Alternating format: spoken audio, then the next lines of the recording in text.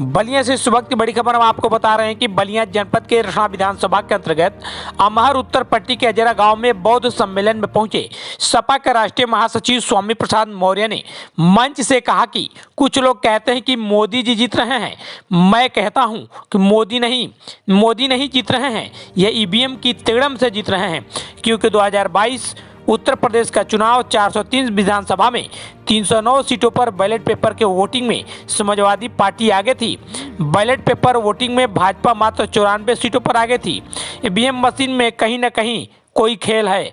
अभी जिन प्रदेशों में चुनाव हुआ है, राजस्थान, मध्य प्रदेश, छत्तीसगढ़ में बैलेट पेपर से वोटिंग में 2/3 सीटों से ज़्यादा पर कांग्रेस आगे है। फिर गिनती में बीजेपी आगे कैसे हो गई? इसका मतलब है कि ईवीएम में तिगड़म की जीत है, यह मोदी जी की जीत नहीं है। इसलिए संविधान बचाने के लिए, देश बचाने के लिए, लोकतंत्र बचाने के लिए आप सभी लोग मिलकर छोटे स्तर से लेकर बड़े स्तर तक ईवीएम हटाओ, बैलेट पेपर सिस्टम लागू हो का नारा देते हुए सत्ता से बाहर कहां होगा। कुछ लोग कहते हैं कि मोदी जी जीत रहे हैं। मैं कहता हूं मोदी नहीं जीत रहे हैं, ये ईवीएम का तिगड़म जीत रहा है। क्योंकि 2022 उत्तर प्रदेश का असेंबली चुनाव हुआ, 403 विधानसभा में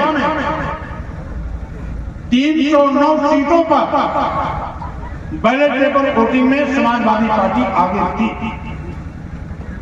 बैलेट पेपर वोटिंग में भाजपा मात्र 94 सीटों पर आगे आ गई। ईवीएम मशीन में भाजपा आगे कैसे हो? इसका मतलब है ईवीएम में कहीं न कहीं कोई खेल है।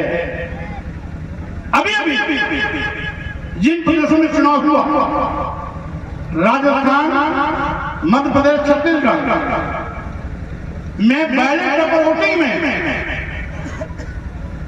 2/3 सीटों से ज्यादा पर कांग्रेस आगे है।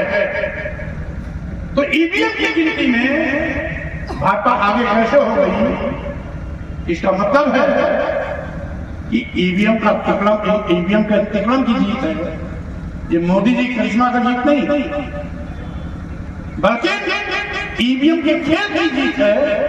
और इसीलिए संविधान बचाने के लिए, देश बचाने के लिए, लोकतंत्र बचाने के लिए अब सभी लोग मिलकर के छोटे स्तर से लेकर बड़े स्तर तक इस बात की मांग करें कि ईवीएम हटाओ, बैलेट पेपर सिस्टम लाओ।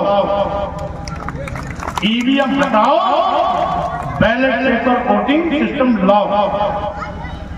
इसे साथियों